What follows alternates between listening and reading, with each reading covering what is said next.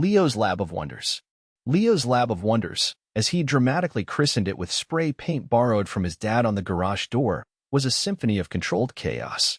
Wires snaked across the workbench like metallic vines, half disassembled electronics lay scattered like fallen leaves, and the air hummed with the low thrum of a dozen half-finished projects.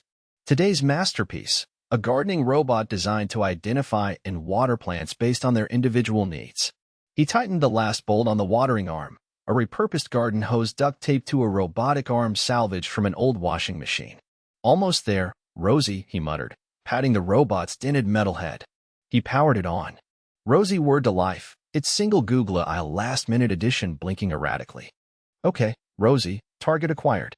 Hydration sequence initiated," Leo announced, pressing a button on his control panel.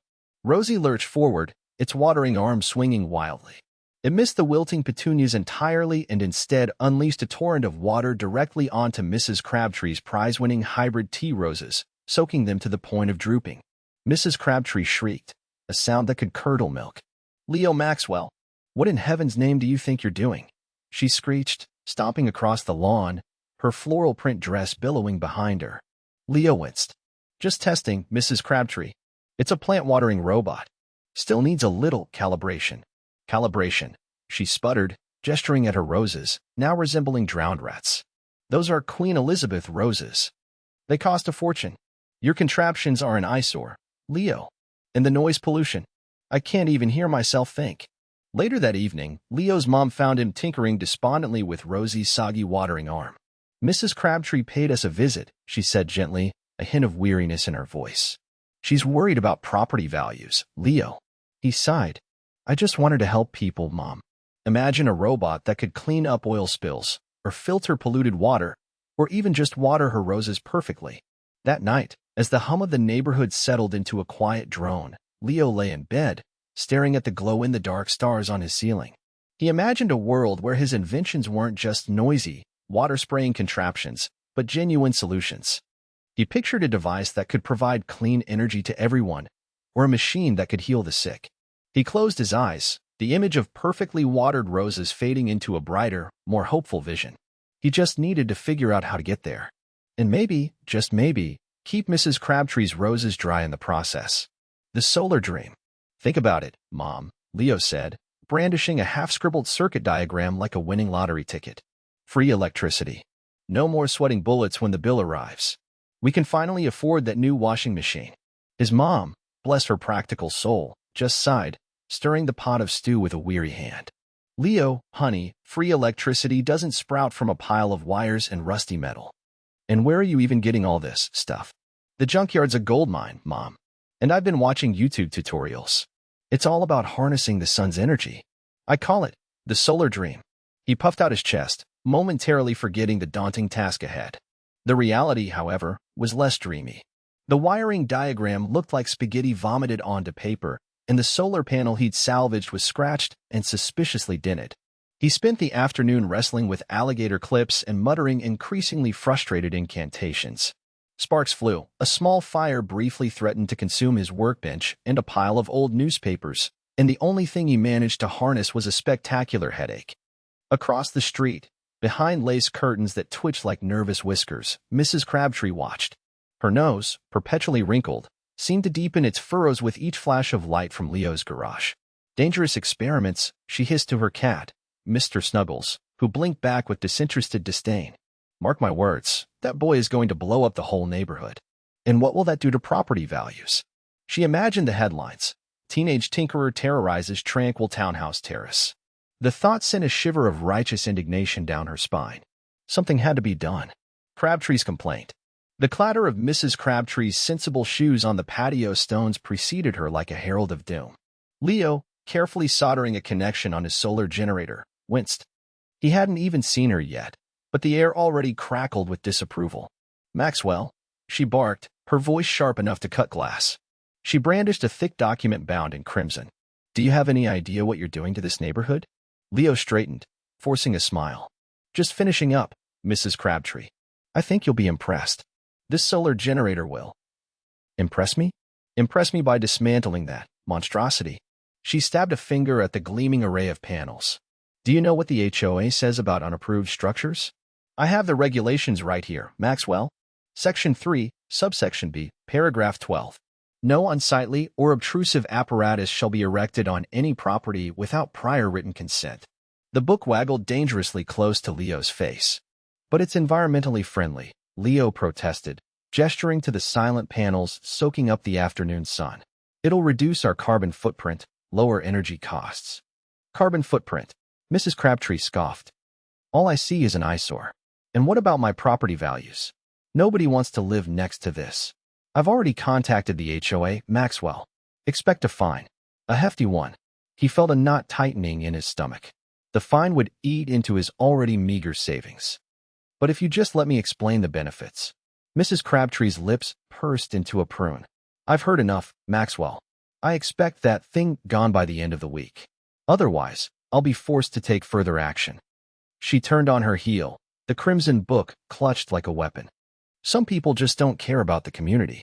Leo watched her go, the soldering iron suddenly heavy in his hand.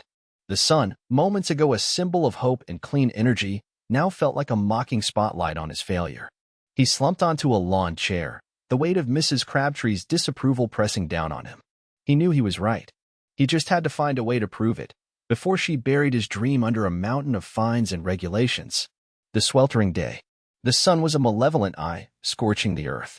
Even the cicadas seemed to have retreated, their usual drone replaced by a heavy, suffocating silence. Leo Maxwell, sweat beading on his forehead, tinkered with his solar generator, its panels gleaming under the oppressive heat. He'd been tweaking the energy distribution algorithm all morning, determined to maximize its efficiency.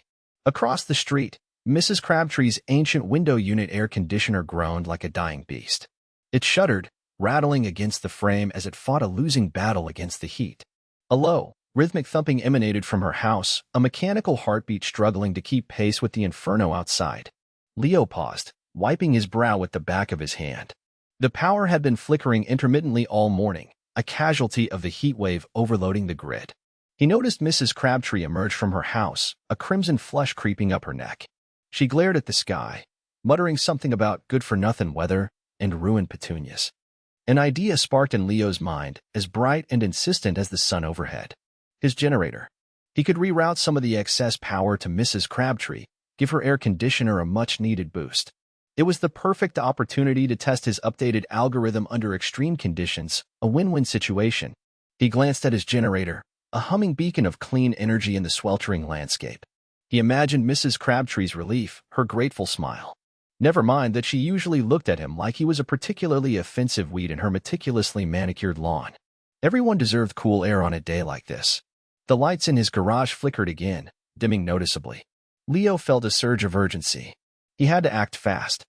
Mrs. Crabtree, he called out, already grabbing a heavy-duty extension cord. I think I can help with your air conditioner. The power shift.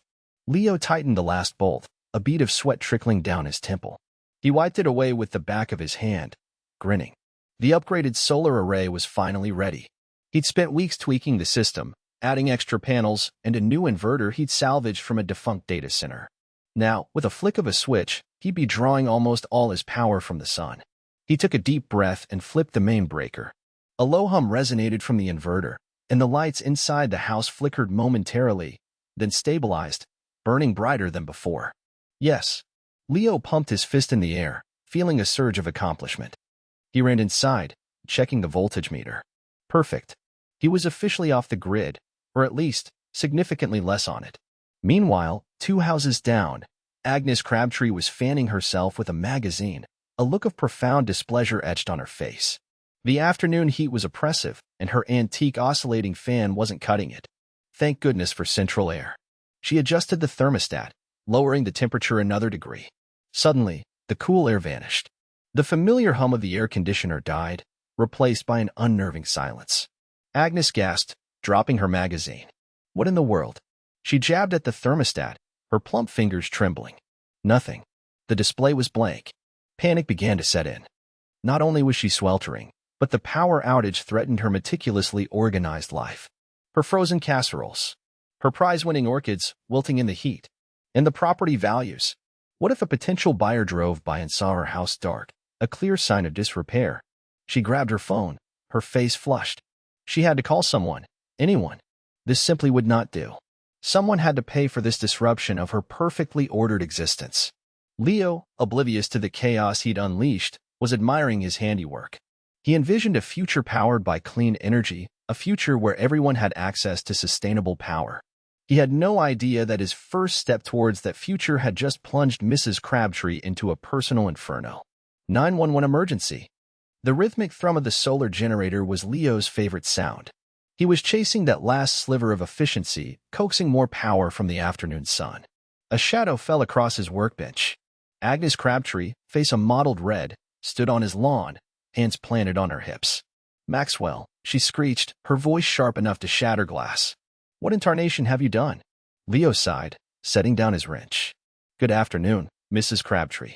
What seems to be the problem?" "The problem? The problem is my power is out.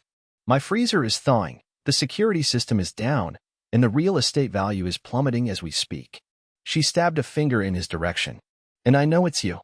You and your contraption." Her gaze landed on the solar generator, a look of utter revulsion twisting her features. "Mrs. Crabtree, I assure you, I haven't touched your power." He gestured towards the generator. "This is completely independent. It's for my use only. Don't insult my intelligence. You're jealous, aren't you? Jealous of my meticulously manicured lawn and my discerning taste in garden gnomes." She puffed out her chest. "You deliberately cut off my power to devalue my property." Leo pinched the bridge of his nose. This was going to be a long afternoon. Mrs. Crabtree pulled out her phone, her fingers trembling. "I've had it with you, Maxwell. This is an act of sabotage, a deliberate attack on my property. I'm calling the authorities." Leo watched, exasperated, as she dialed 911. Her voice dripped with drama. "Yes, I need the police. Immediately. My neighbor, Leo Maxwell, has deliberately cut off my power.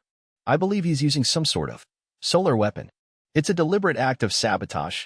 "Yes, Crabtree, Sierra BDRE. I'm at 14, Oakwood Lane. Hurry. My azaleas are wilting." She snapped her phone shut and glared at Leo, triumphant. "They're on their way, Maxwell. You'll be singing a different tune when you're behind bars." Sheriff Brody arrives.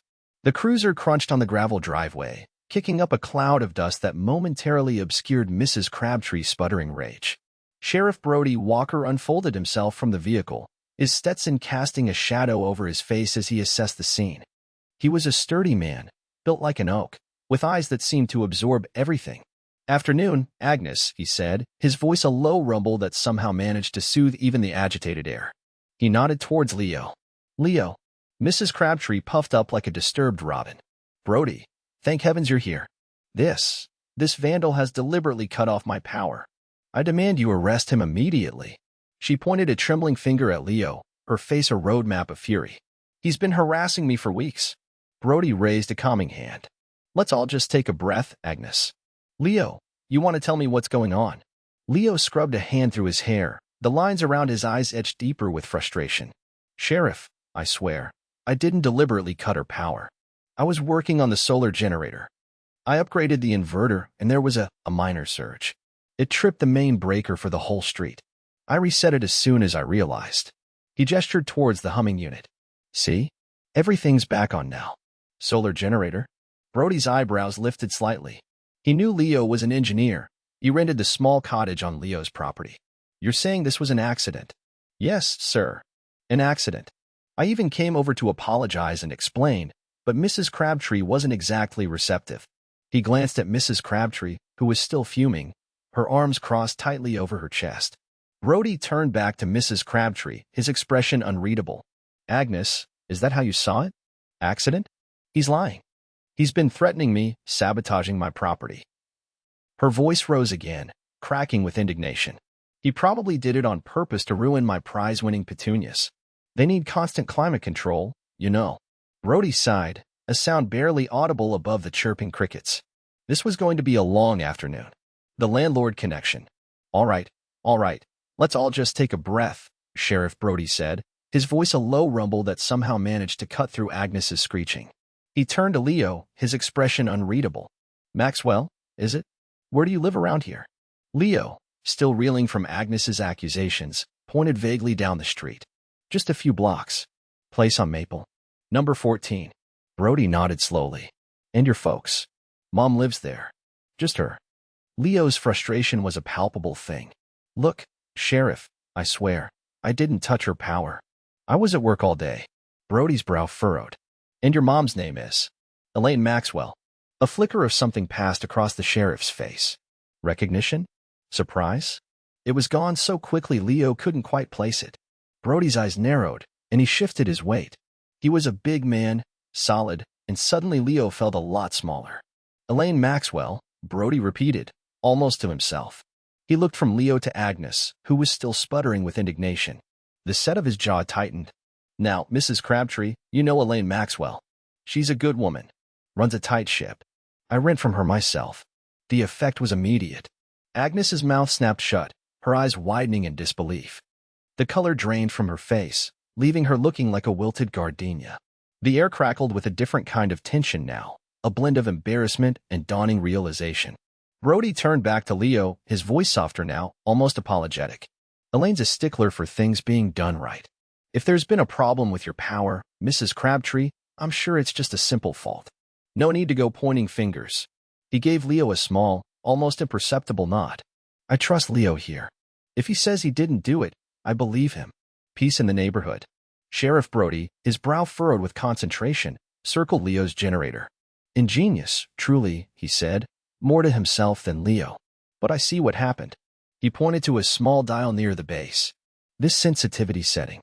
It's a bit high. Any surge on the grid, even a minor one, and it'll trip the breaker. Especially with everyone running their AC full blast. Leo felt a blush creep up his neck. He'd been so focused on maximizing efficiency, he'd overlooked the obvious. Brody, with the calm authority that seemed to radiate from his very pores, adjusted the dial. Try that, he said, stepping back. Should be less sensitive now. The generator hummed, steady and unwavering. Leo ran a quick diagnostic.